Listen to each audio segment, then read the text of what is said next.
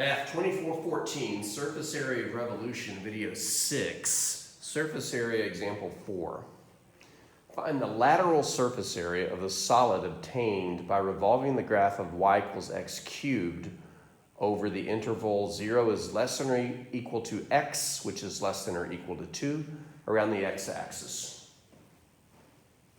Let's start by sketching this curve. It's not that hard.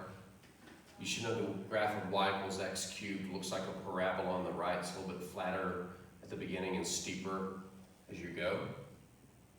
Put 0 into the equation, you get 0 out for the y. Put 2 into the equation, you get 2 cubed, which is 8 out for the x.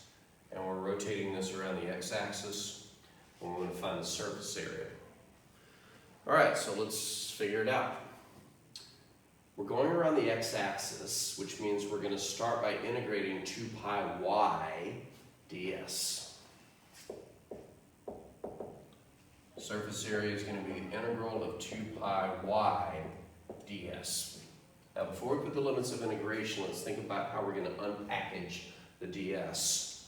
We're given a function of y, so let's explicitly call it f of x equals. And so we want to do a dx integral, which means we're integrating in our x's, so from 0 to 2 pi. Now, I don't want to put a y here because I'm doing dx, so I need to replace it with what it equals. Y is equal to x cubed. And the square root of 1 plus the square of the derivative of the function. Well, this derivative is pretty transparent. The derivative of x cubed is 3x squared. So let's just park that right here. And now we've got our surface area integral set up. Now all we have to do is attack it. We almost had an audience, but that person left. If we square the derivative, we'll get, well, we still have the 2 pi x cubed in front. And under the square root, we have 1 plus 3 squared is 9, x, oops. I made a mistake, and it would have been catastrophic in this problem. Possibly. I don't care how good you are at math. The best of us will make the most casual mistakes. What's the derivative of x to the third? 3x to the second. They should say 3x squared. That square is part of the derivative. This square is part of the ds setup. So back to the business. 3 squared is 9, and x squared is x to the fourth. Dx. And at this point, you should be able to spot this pretty quickly as a substitution because the derivative of the inside would be an x cubed, and we have an x cubed to build the du package. So let's go ahead and do that. We're going to let u equal 1 plus 9x to the fourth.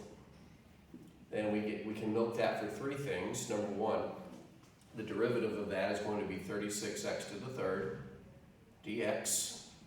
So we can build our du package pretty easily by using the x cubed and then putting a 36 where we need it. But this is a definite integral, so we can change our limits of integration. The upper limit of integration is x equals 2, but what does this imply? Well, u is 1 plus 9x to the fourth. 2 to the fourth is 16.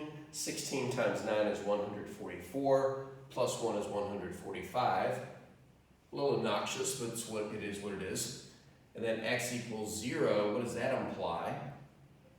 Well, 1 plus 9 times 0 to the fourth is 1. So let's go ahead and do our balancing while we're at it, because you really need to be good at showing steps, but you also need to be good at being efficient. And balancing a du package is a spot where you can do some efficiency.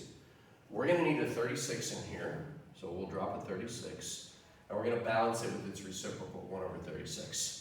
And just to take inventory of all the du package, there's the 36, there's the x cubed, there's the dx. All of that double underlined stuff will become the du. We have 1 over 36 in front. Let's go ahead and pull out the 2 pi. It's a constant multiple, just sits there.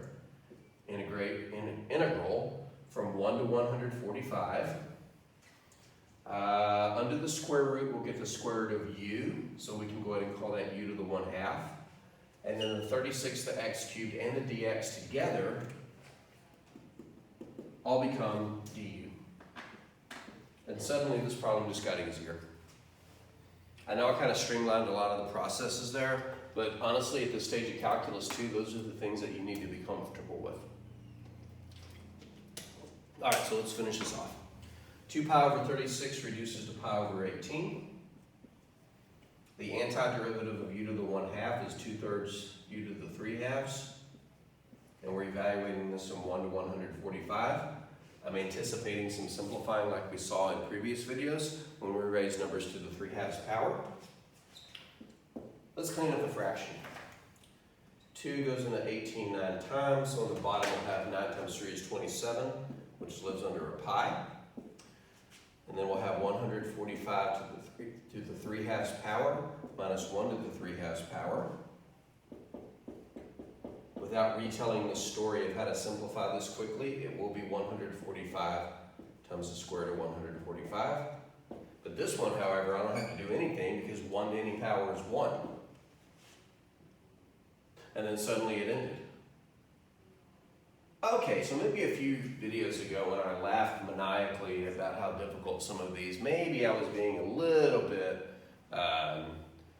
over the top. Because some of these are not that bad to do. You'll get some ugly looking answers if you maintain 100% precision. But yeah, this one really wasn't that bad. But for our final video, which will be one more, so hooray for one more, we're going to do the exact same problem with one minor change. So check out the next video and see if you can spot what that change is and how catastrophic could that change possibly be.